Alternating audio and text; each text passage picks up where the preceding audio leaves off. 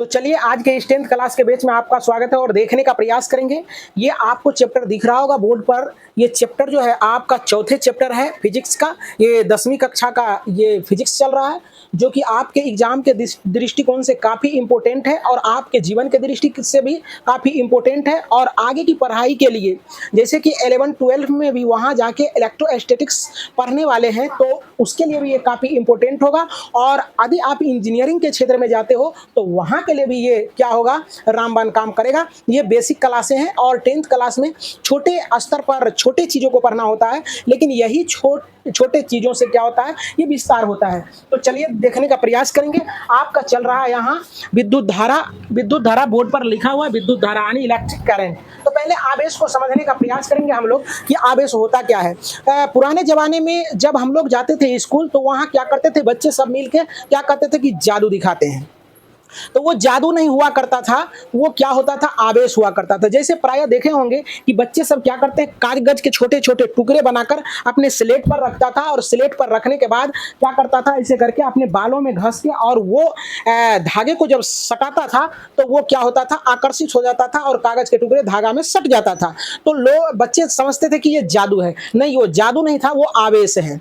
वो आवेश था। आवेश के कारण क्या होता है कि सटता है। और बहुत सारे बच्चे न जाने कितने एक्टिविटी करते हैं, जैसे कि दो कलम लेके और उसको क्या करते हैं कि अंतर रखते हैं दो कलम में और कस के मारते हैं। मारने के बाद क्या होता है, घर्षण होता है, जिस कारण से दो पेन आपस में सट जाते हैं। तो कहते हैं ये जादू है। जादू नहीं है, ये आवेश के कारण होता है।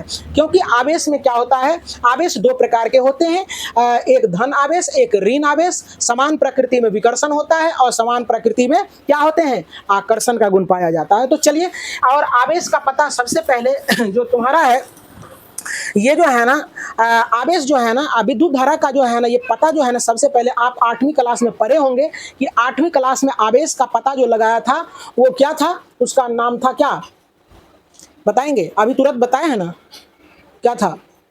उसका नाम बेंजामिन फ्रैंकलिन था। क्या था? बेंजामिन फ्रैंकलिन था। बेंजामिन फ्रैंकलिन ने ही पतंग उड़ा के बारिश के दिनों में पतंग उड़ा के इसका परीक्षण किया था।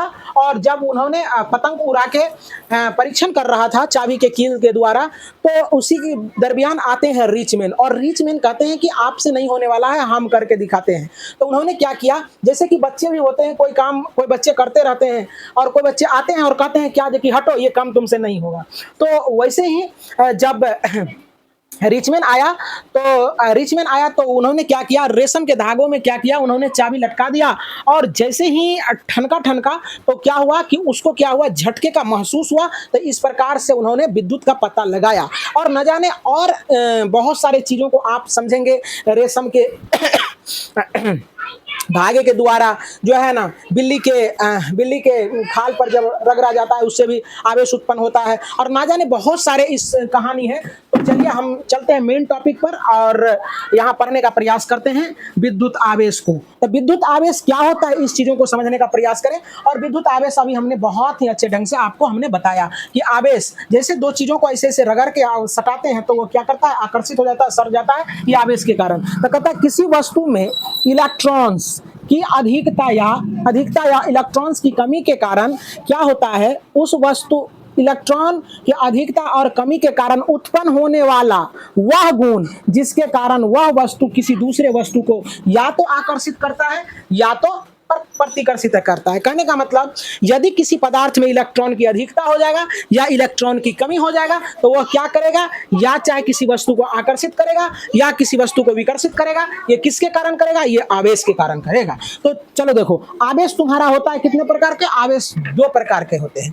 तो there are two types of charge, है ना। फॉर एग्जाम्पल, पहला है पॉजिटिव और दूसरा है निगेटिव। तो यहाँ देखो दो प्रकार का, एक धनात्मक हो गया, दूसरा ऋणात्मक हो गया। और यहाँ पर नोट नंबर 1 समझने का प्रयास करें।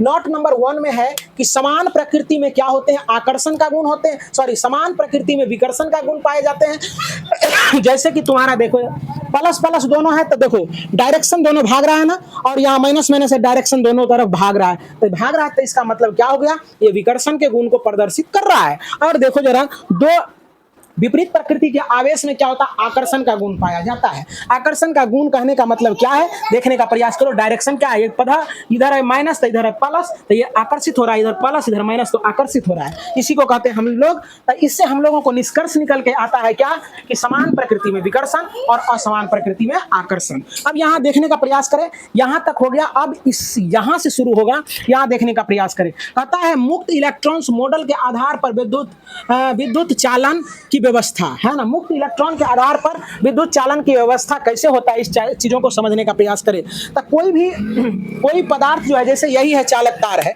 तो इसमें क्या होते हैं, इलेक्ट्रॉन और प्रोटॉन होते हैं। तो इलेक्ट्रॉन और प्रोटॉन, इसमें कोई भी विभवांतर से जब इसको जोड़ा जाता है तो इलेक्ट्रॉन क्या करते हैं, इलेक्ट्रॉन क्या होते हैं कि ये धन टर्मिनल के तरफ जो है ना ये दौड़ लगाता है, और क्या करता है, यहाँ प्रोटॉन जो होता है, इलेक्ट्रॉन धन टर्मिनल के तरफ दौड़ लगाता है, और प्रोटॉन क्या होता है, ऋण टर्मिनल के तरफ क्या करता है, दौड़ लगाता है। इसका मतलब है, कहने का मतलब है, जैसे आपके यहाँ करंट आता है तो क्या होता है कि इलेक्ट्रॉन जो होता है धारा के विपरीत दिशा में चलता है। कहने का मतलब है कि धारा उधर से आती है तो करें, इस धारा उधर से आ रहा है तो इलेक्ट्रॉन इधर से जा रहा है ना।